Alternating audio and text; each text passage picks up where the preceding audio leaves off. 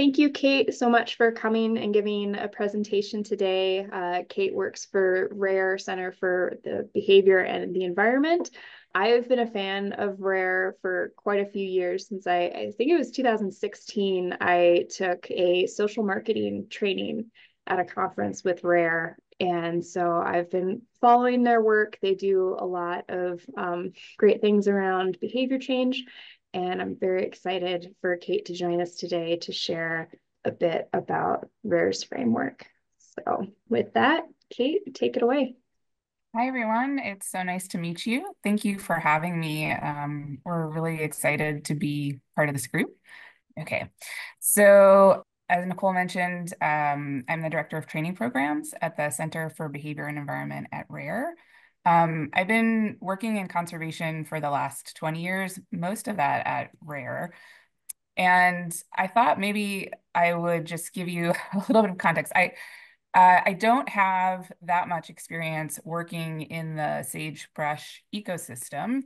I grew up on the coast of Massachusetts in Gloucester, Mass, so a big fishing town. So I was exposed to conservation challenges at a young age and the sort of social dimensions of that in a small community. But I grew up spending a lot of time outside, and that led to an interest in the outdoors. This is a picture of me hiking with a group when I was 15 out west. So this is about the sum of my experience with the sagebrush ecosystem. And I've kept these pictures intentionally small just to minimize the late 90s outdoor fashion.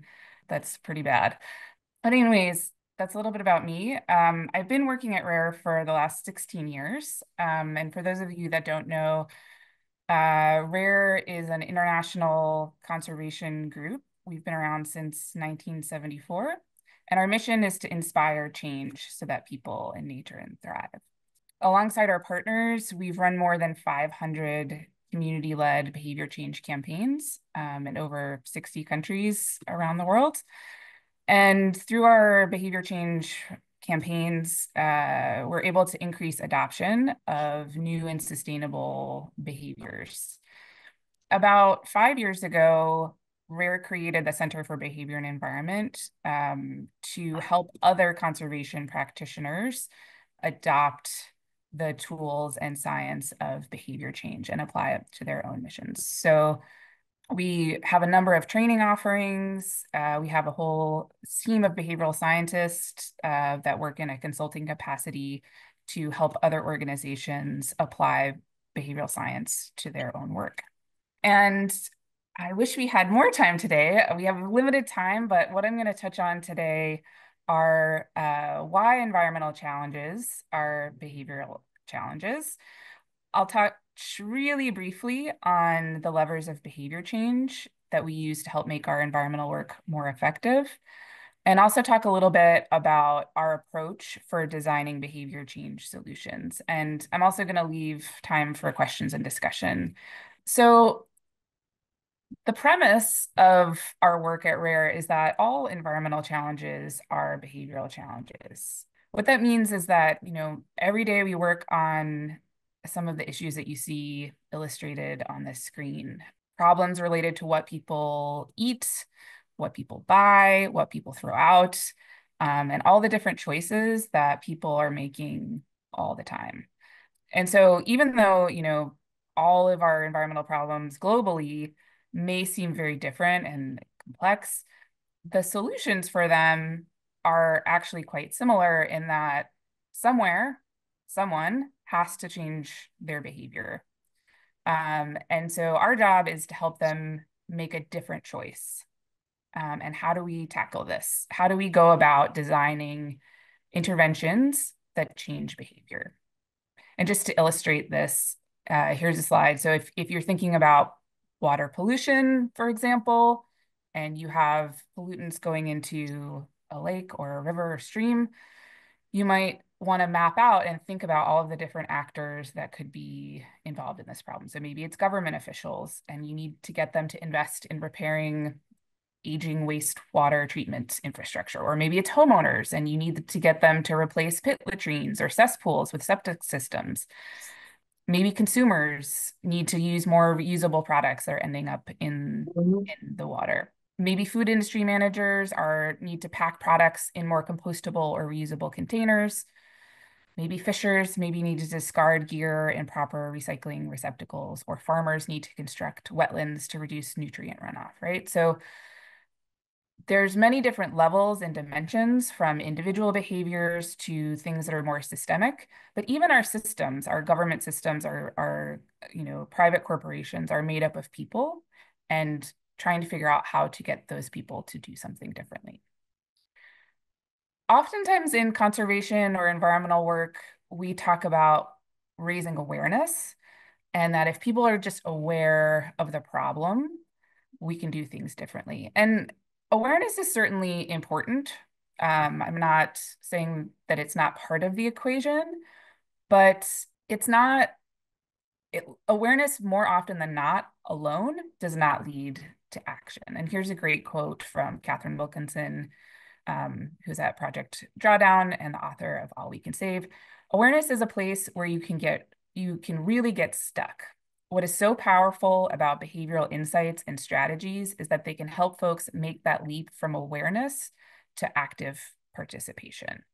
And so that's one thing that I want to really drive home as a group of conservation communicators and storytellers is, how do we get beyond raising awareness to inspiring people to act? Oftentimes in environmental work, we have a theory of change for our programs, and that often looks something like this. So you have, your desired social and environmental outcomes. You're going to do some program activities that have outputs that hopefully lead to those outcomes. But we as organizations create program activities that help people understand why or how they should change their behavior. Some people do, and then we measure the impact that this change in behavior has on the outcomes. But there's sort of two crucial mistakes in here, is that we tend to ignore the very interesting step that happens between the program activities in the behavior. So yeah, the why and the how of what makes people behave the way they behave. Oftentimes that comes down to people's beliefs, their attitudes, and also the context in which they're doing those behaviors.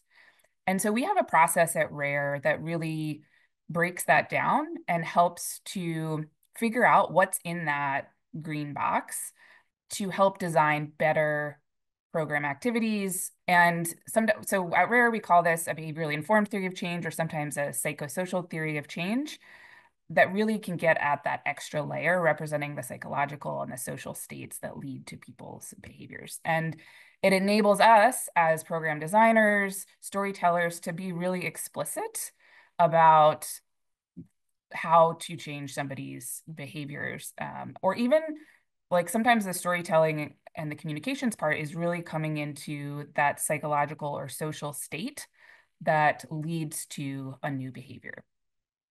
I'm going to talk really briefly about the levers of behavior change, which is Rare's framework for understanding what drives human behavior, and what tools we have to do something about that. In our framework, we say that material incentives are about money, time, convenience, or effort. Those are often really important, but alone, they are often not enough to change people's behavior for an extended period of time. So we also have rules and regulations, enacting rules that promote or restrict a behavior, and information. So providing information about what the target behavior is, why it matters, and how to do it. These are all very important levers that lead to behavior change. But individually alone, they often do not lead to sustained behavior change. So if you provide a financial incentive for doing something differently, that can be costly. Or, when the financial incentive goes away because of budget cuts or things like that, then usually the behavior will stop, right? Like it's not extended. Same with rules and regulations. They can be costly to enforce. And information, as I was saying before, information and awareness, oftentimes, okay, I know that this is a problem, but how do I I might feel paralyzed to actually do something about it. How do I actually do something about it? And these are the most common tactics for driving behavior change that we see in the environmental field. But there's a whole other suite of levers that are really important that are not as commonly used. So these are social influences, emotional appeals, and choice architecture. Emotions, a huge part of what actually influences our behavior, our decisions. Social influences, people take the lead from others and what they see others are doing. And I'm gonna spend a little bit more time on this one in the next slide. And then choice architecture is a big fancy behavioral economics term, but all it means is really the context in which we make decisions matters a lot. And so really thinking about that. Just to spend a little bit more time on the social influences one, just to give you a few examples. Humans are social beings, and therefore our decisions are highly dependent on those around us. So this includes our willingness to cooperate, conform, and change as a result of social pressure or following the lead of those we like or admire.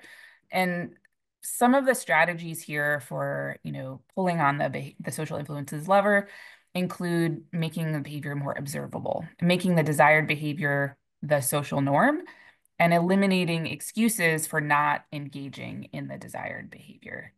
And why social influences are so important is because we care what other people think about what is right and wrong and what is normal.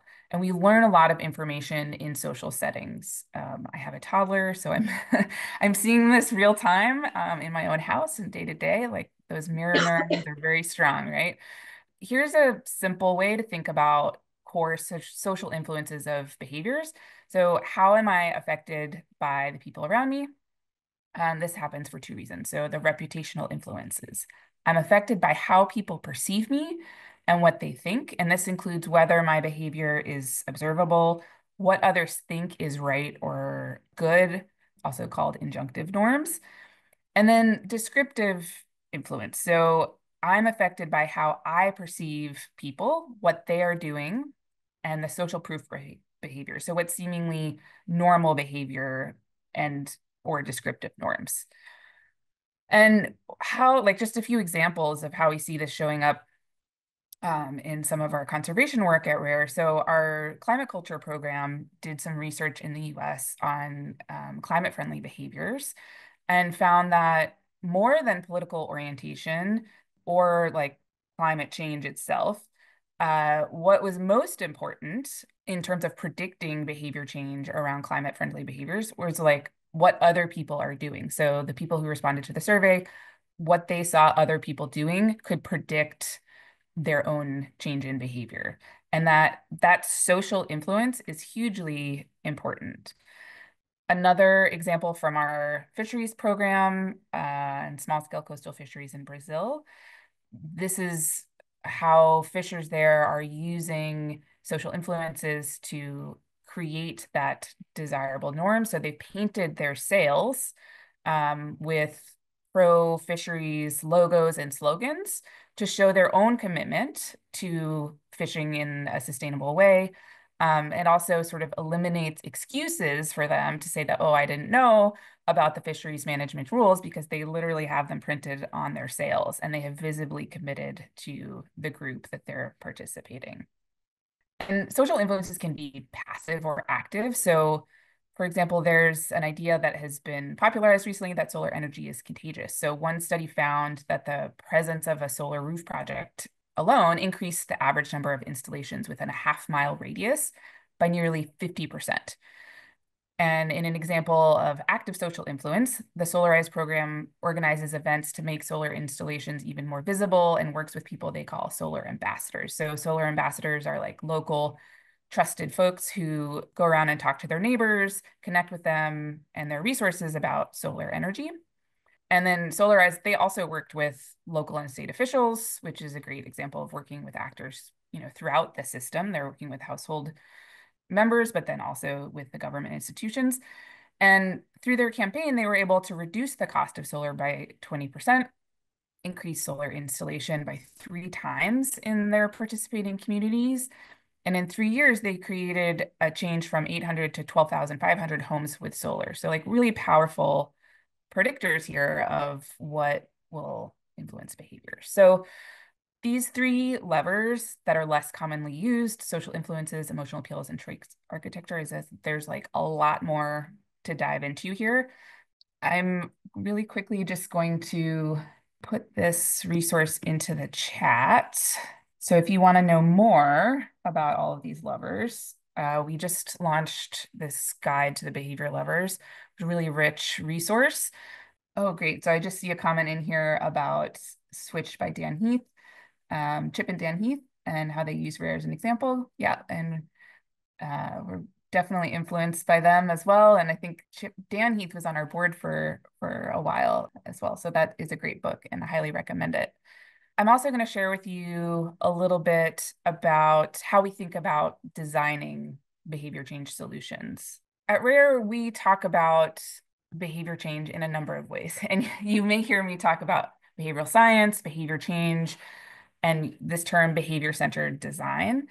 And what we mean by behavior-centered design is really taking some design thinking principles or human-centered design, which you may have heard of, and combining that with insights from the behavioral sciences. And so this is our way of thinking about how do we really understand what those motivations and barriers are for the actors in our system and really work through and map out designing a program or designing communications that are going to support the new behavior.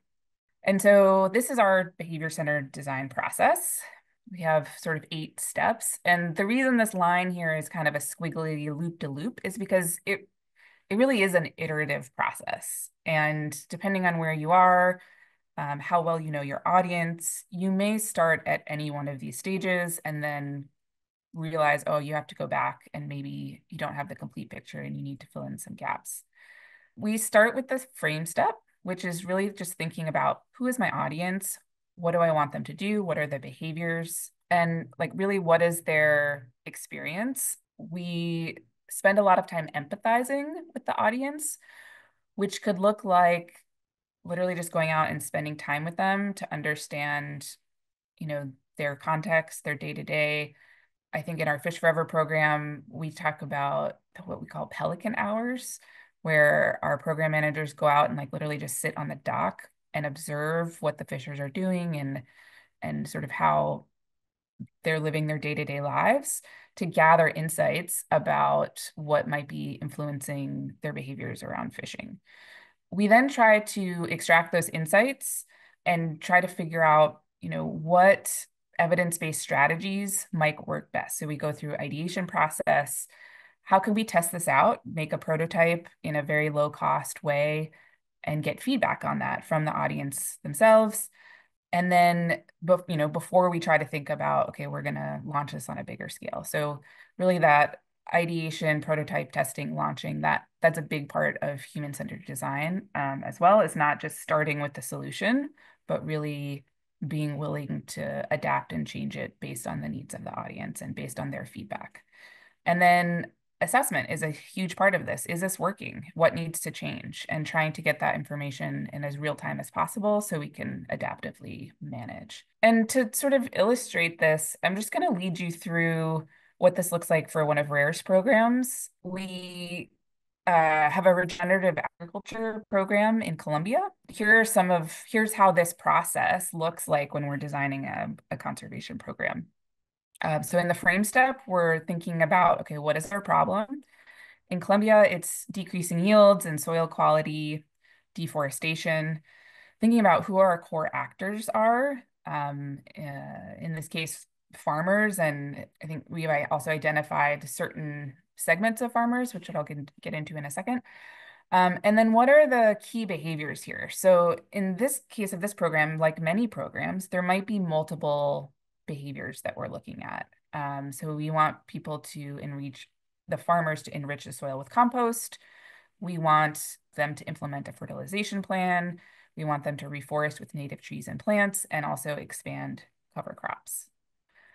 in the empathize step, we're really trying to then understand the core audience's behavioral motivations and challenges. And, really just trying to pull out like what is going on in the lives of these farmers day to day. So just trends in the data, like living from season to season makes it hard to plan for the long term. And farming is about, really familiar habits and very much like what other farmers are doing in the community.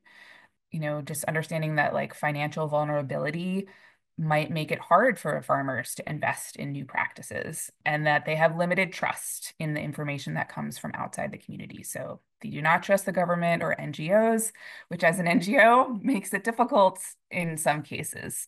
But really like trying to unpack those things allows us to then ideate strategies that are going to lead to solutions. In the map step, we're really trying to analyze the data and make those connections with behavioral insights and what we know from behavioral science about, what leads to change. So looking at things like, okay, farmers feel uncertain about new untested practices. That's ambiguity and aversion. Present bias and loss, so that the gains in the future are harder to comprehend compared to short-term loss. And that makes it hard for people. The feeling of pride, that farmers feel positive emotions for engaging in green practices, is really important to understand. And then also the social influences part, understanding that the farmers trust other farmers and they follow farming norms of the rest of the community.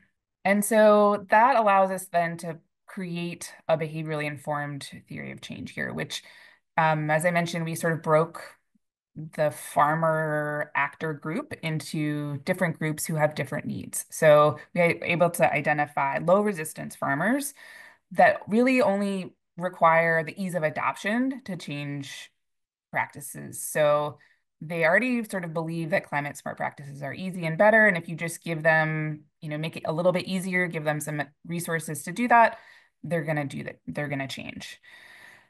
They're the sort of mid-resistance farmers that require the ease of adoption plus that social proof to change their practices. So I believe many people are farming sustainably, and I believe climate smart practices are easy and better for me. And then you get into the high resistance farmers. So those folks really, you need it to be easier. They need to have social proof, and they might even need some social pressure to change their practices. And then, as I mentioned before, really mapping that out allows us to design and ideate on different program activities tailored to those different audiences. Maybe to make it easier, we developed reminders, step-by-step instructions, simple decision-making tools. To develop the social proof, public pledges at community events, workshops, supported trusted messengers called Profess. So similar to the solar example idea where you had sort of key trusted folks, ambassadors, if you will, going out and talking to other farmers. So it's not coming from Rare staff, but coming from people within their community that they trust about these practices. Testing a small version of this is really important. Getting that data to see, okay, where are people's perceptions about how easy the practices are, to see how the social context is changing, and to see if the theory of change kind of matches up and making those adjustments in the program as we go along. And I think the team in Columbia there is doing that with like a lot of mobile SMS based tools like WhatsApp and things like that, both to get messages out, reminders out, but then also to do quick polls to adaptively manage. That's just a little bit of a taste of how you might apply this process to a complicated environmental problem that has multiple behaviors.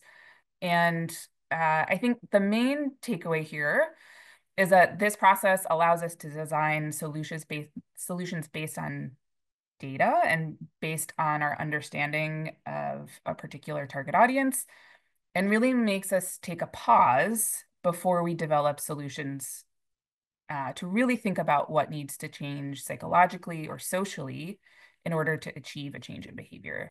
And then we test and refine the solutions.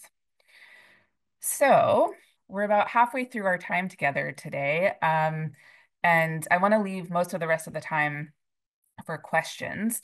But for those of you who are maybe coming to the in-person workshop, or for those of you who just, want to already try your hand at this, the one of our tools that we use in the frame step is called a problem behavior actor map. And in this tool, we sort of map out, okay, what's our environmental challenge? Who's contributing? What are all the different actors and stakeholders involved? What are they doing now? And then what do you want them to do? And yeah, really kind of mapping that out as a way to frame the problem in through a behavioral lens. Because a lot of times it's actually challenging. It can be challenging sometimes to like really parse out people's motivations and beliefs and attitudes, their intent with what they're actually doing, their behaviors. So your mission, should you choose to accept it before we meet in person in a couple of weeks, would be to complete the behavior problem actor worksheet for your environmental challenge. Think about who are the actors involved, what are they doing now, what do you want them to do? And I'm going to link to this in the chat. And while you're doing that, Kate, I'll add a bit of context. Sorry that I didn't mention this earlier, but we are hosting an in-person workshop for the Storyteller Circle at Sea Skiddy National Wildlife Refuge in October. I think we're about at max capacity for that in-person event right now. But if you want to learn more about that event or have any questions about what we're doing with the Storyteller Circle, please feel free to email me and I'll put my contact information in the chat. And by the way, my name's Nicole Reese. I'm one of the co-founders of Storyteller Circle. So sorry I didn't introduce myself at the beginning, but thank you so much, Kate. And thank you for the Yeah. links in the chat. And just also a nod in the chat. Amelia says, wow, amazing assessment data. That's awesome that you're able to collect some data on behavior change. And Megan thought Pelican hours is just great. I love that term too. Yeah. And so for those of you who are not able to join us in person, I also just wanted to direct your attention to, we have a website that's separate from the RARE website called behavior.rare.org. We have a really great monthly newsletter that, communicates out all like what we're reading, all the sort of latest behavioral science. And behavior.rare.org is a great resources for both the behavior levers and the behavior-centered design process. So if you're curious more about tools, resources on any of that, go to behavior.rare.org. We also have some like self-paced courses. We have some 3-day blended learning courses, which is it's a mashup of the e-learning modules and also live Zoom sessions. All of that you can find on behavior.rare.org. And yeah, I hope you will join us for something in the future. We'd love to have you and talk more. And yeah, I think I'll leave the rest of the time for questions or discussion, or I guess I'm curious to learn from all of you how you're thinking about your audiences and yeah, what your challenges are right now.